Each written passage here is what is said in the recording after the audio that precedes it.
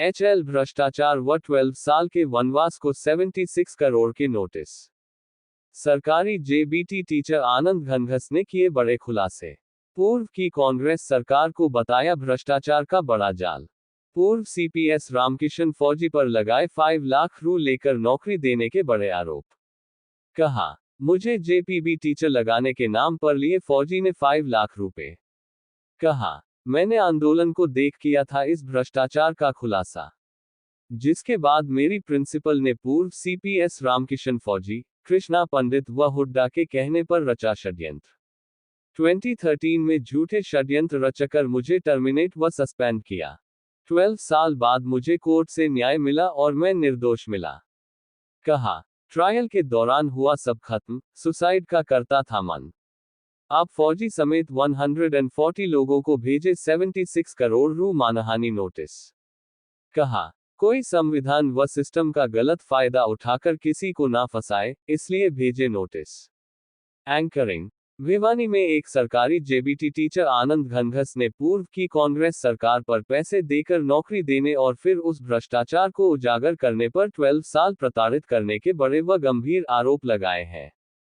अब दोबारा नौकरी बहाल होने पर इस टीचर ने पूर्व सीपीएस सहित 140 लोगों को 76 करोड़ रु मानहानि के नोटिस भेजे हैं।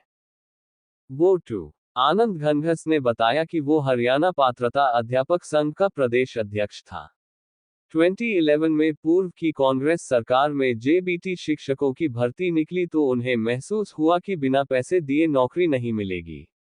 इसके बाद वो बवानीखेड़ा से तत्कालीन विधायक एवं सीपीएस रामकिशन फौजी से मिले, जिन्होंने 5 लाख रु लिए।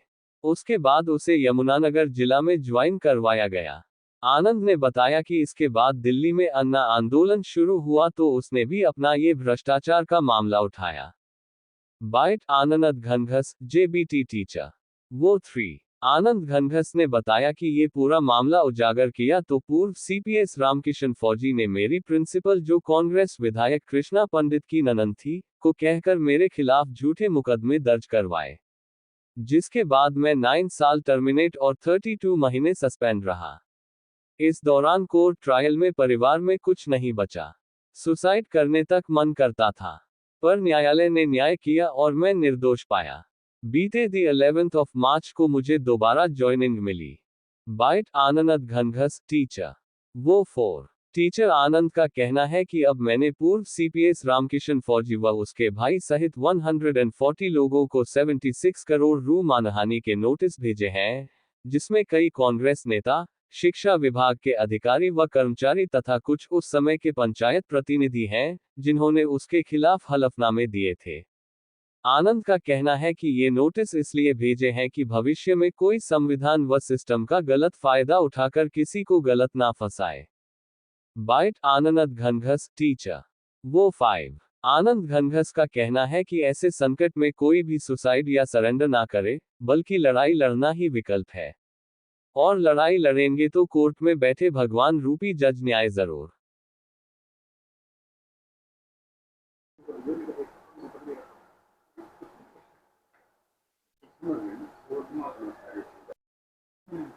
मेरा नाम आनंद घनघस है और 2011 में मैं बतौर जेबीटी अध्यापक सरकारी विभाग में मेरी नियुक्ति हुई थी।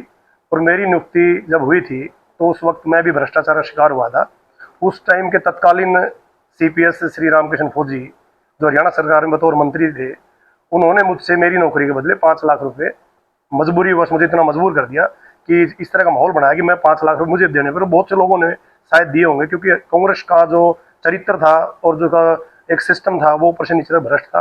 उसी दौरान मैंने एक बड़े चैनल में बैठ के, जब एक प्रेस कॉन्फ्रेंस हो रही थी, एक डिबेट हो रही थी, उसमें बैठ के मैं भी वहाँ पहुंचा। अन्ना हजारे जी के साथ हम दिल्ली काम करते थे और मैंने जब पूरे इस घटनाक्रम को बताया कि इस हरियाणा में नौकरियां किस प्रकार नियुक्ति पाते हैं, तो मैंने तमाम खुलासा उस डिबेट में किया और उसमें बताया कि मेरे को कितना मजबूर किया गया। जब मेरी नौकरी लगी तो मुझे भी 5 लाख रुपए बतौर नौकरी के देने पड़े थे। और वो बंदा कोई और नहीं था, मेरे हल्के का विधायक था, सीपीएस था, रामकिशन फौजी था। तो उसको जब ये बात मैंने उस प्रेस कॉन्फ्रेंस में, उस मीडिया में जब बताई, तो उसके बाद मुझे झूठे मुकदमे में फंसा के मेरी नौकरी से टर्मिनेट किया गया। मेरे खिलाफ एक माहौल बनाया गया, एक षड्यंत्र कराया गया। एक ऐसा चरित्र कांग्रेस ने दिखाया कि कोई आवाज़ ना उठाए, एक सबक सिखाया गया मुझे, और मेरे माध्यम से पूरे प्रदेश में और देश में एक मैसेज देने का कांग्रेस ने काम करा कि सबक एक बंदे को सिखा दो ताकि कोई दूसरा बंदा आप लोगों के खिलाफ आवाज़ ना उठाए। तो मुझे झूठे मुकदमे में फंसा के मुझ पर आरोप लगाया कि मैंने अपने स्कूल का रिकॉर्ड जला दिया, मैंने 26 जनवरी की परेड नहीं होने दी, मैंने मिसबिहेव करा, मैंने अब्यूज़ करा, मतलब तमाम मीडिया ट्रायल मेरे खिलाफ हुई, और ऐसे माहौल में मुझे पहुंचा दिया। एक तरफ कोर्ट में केस था, एक तरफ मेरी नौकरी से मुझे टर्मिनेट कर दिया गया, और मुझे उससे पहले मैं पात्र अध्यापक संघ का संस्थापक प्रदेश अध्यक्ष था, पूरे प्रदेश में मुझे लोग जानते थे। उसके बाद मेरी ऐसी छवि धूमिल हुई कि घर में कोई चीज़ बची नहीं, जिंदगी ऐसे मोड़ पे पहुंच गई कि आत्महत्या करने का मन में कई बार विचार आता था, लेकिन किसी तरह मैं लड़ पाया, मैं खड़ा रह पाया, और अंत में मुझे न्याय मिला है। कोर्ट ने मेरा जो केस कांग्रेस सरकार ने मेरे खिलाफ किया था, उस केस से मुझे डिस्चार्ज कराया, अपने आप में एक रेयरेस्ट ऑफ रेयर फैसला है, और उसके बाद मेरा केस हमेशा के लिए सेशन ट्रायल में बंद हो जाता है। और मैं सौभाग्यशाली हूँ कि आज आपके सामने अपनी बात बता पा रहा हूँ, और मैं दोबारा मुझे डिपार्टमेंट वापस ले लेता, ये रेयरेस्ट ऑफ रेयर फैसला था डिपार्टमेंट का भी, मुझे वापस ले लेता है डिपार्टमेंट, और मैं बतौर जेबीटी 11 मार्च 2024 से रीइंस्टेट इन सर्विस हो जाता हूँ। अब उसके बाद मैंने फैसला करा कि जो लोग वो इस प्रदेश का सरगना एक मुख्यमंत्री के तौर पे हो, या रामकिशन फौजी या कृष्णा पंडित विधायक और सीपीएस यमुनानगर थी, वो रामकिशन फौजी सीपीएस भवानीखेड़ा था, और मंत्री का पद था उसके पास। ये तिकड़ी मेरे खिलाफ काम कर रही थी, मुख्यमंत्री की सह के बगैर ये पॉसिबल नहीं है। तो तत्कालीन मुख्यमंत्री इस पूरे मामले में इन्वॉल्व था, क्योंकि सरगना था वो भ्रष्टाचार का, और तमाम खुलासे और हर रोज उनके खिलाफ भी आज हो रहे हैं। और मैं भी बताना चाहता हूं कि मैंने रामकिशन फौजी समेत इनके भाई को और 140 अन्य लोगों को 76 करोड़ के नोटिस 15 दिन का टाइम, संवैधानिक टाइम करके मैंने दे दिए हैं। मैं इस लड़ाई को अंजाम तक लेके जाऊंगा, और मुझे कानून में पूरा भरोसा है। और मेरा जो फैसला और रेयरेस्ट ऑफ रेयर फैसला है, वो एक संविधान निर्माता को भी मैं नमस्कार करता हूँ, नमन करता हूँ उनको, बाबा साहब को। उसके साथ साथ जो जजेज हमारे कोर्टों में बैठे हैं, मैं पूरी जनता को बताना चाहता हूँ कि अगर आप भी कभी ऐसे झूठे सिस्टम में फंस जाते हैं तो लड़ना ही एकमात्र विकल्प है। सरेंडर नहीं करना है, सुसाइड नहीं करना है, सिर्फ आपका परिवार सफर करेगा, किसी कोई फर्क नहीं पड़ता। और अगर आप लड़ पाए तो आप आनंद घनघस की तरह एक एग्जाम्पल के तौर पर ज़्यादा चमक के सामने आओगे। जिस प्रकार आज मेरा सम्मान वापस आया है, आपका सम्मान भी आएगा। तो मैं इस लड़ाई को कानून के दायरे में रहते हुए, मुझे न्यायालय पर भरोसा है। मैलिशियस प्रोसिक्यूशन में डेफामेशन सिविल और डेफामेशन क्रिमिनल, मैं सारे केस लड़ूंगा इनके खिलाफ, और इन लोगों को जो 140 लोग हैं उनके अंजाम तक पहुंचाऊंगा कि संविधान का दुरुपयोग आगे ताकि भविष्य में कोई कर ना पाए, और किसी को बेकार के झूठे मामले में कोई फंसा ना पाए। एक मैं प्रेस के माध्यम से और भी मेरे कर्मचारी साथियों से भी एक मैं अपील करना चाहूँगा कि किसी के खिलाफ लिख के ना दें, झूठे साइन कहीं ना करें, अपनी इन्वॉल्वमेंट उसमें ना करें, क्योंकि आपके वो हस्ताक्षर है, वो झूठी लिखी हुई चीज़ें, वो उस बंदे की फांसी का फंदा बन जाती हैं, और वो परिवार सफ़र करता है, उसके माँ बाप सफ़र करते हैं, उस परिवार को नीचा देखना पड़ता है। ऐसा मेरे तो आप कब नौकरी लगे थे, कितने क्या लगता है किस प्रकार का आंदोलन हुई होगी? मैं 2011 में पात्र अध्यापक संघ के माध्यम से उसको मैं लीड करता था, उसका मैं संस्थापक प्रदेश अध्यक्ष था। एक मूवमेंट हमने चलाया था कि पात्रता वालों को भी नौकरी मिल जाए। तो पात्र अध्यापक संघ हरियाणा 70 नाम से रजिस्टर्ड है, उसके माध्यम से आंदोलन के बाद हम नौकरी लगे। फिर पता चला कि जब तक हम पैसे नहीं देंगे तो नौकरी नहीं मिल सकती, क्योंकि एक सिस्टम हरियाणा में काम कर रहा था कि जिसमें एमएलए, मंत्री, उसके समकक्ष, उनके रिश्तेदार, सीएम से जुड़े हुए लोग, उनका एक पूरा जाल था, वो लोग मिलते थे और एक नौकरी की कीमत आ जाती थी। तो मुझे भी मजबूरीवश ये बताया गया कि 10 लाख रुपए कीमत है। रामकृष्ण फौजी से मैं मुलाकात करता हूँ, वो बताता है कि 10 लाख रुपए इसकी कीमत है, और 5 लाख रुपए मैं आपने छोड़ देता हूँ, क्योंकि तेरा गाँव मेरे हल्के में आता है, तू मेरा कार्यकर्ता भी है, बड़ा गाँव से तू है, मुझे वोट भी चाहिए, लेकिन मुख्यमंत्री को मुझे 5 लाख रुपए देने पड़ेंगे, वो 5 लाख दे दे तो तेरी नौकरी श्योर हो जाएगी। तो मैंने किसी तरह कहीं से एडजस्टमेंट करके नौकरी प्राप्त करने के लिए नौकरी मिल जाएगी। एकेडमिक रिकॉर्ड मेरा अच्छा था, तो मजबूरीवश वो पैसा मैंने भी देना पड़ा। उसके बाद मेरी नियुक्ति हुई, मैं जेबीटी टीचर के तौर पे हरियाणा में नियुक्त हुआ, और मेरा डिस्ट्रिक्ट मेरे को यमुनानगर मिला।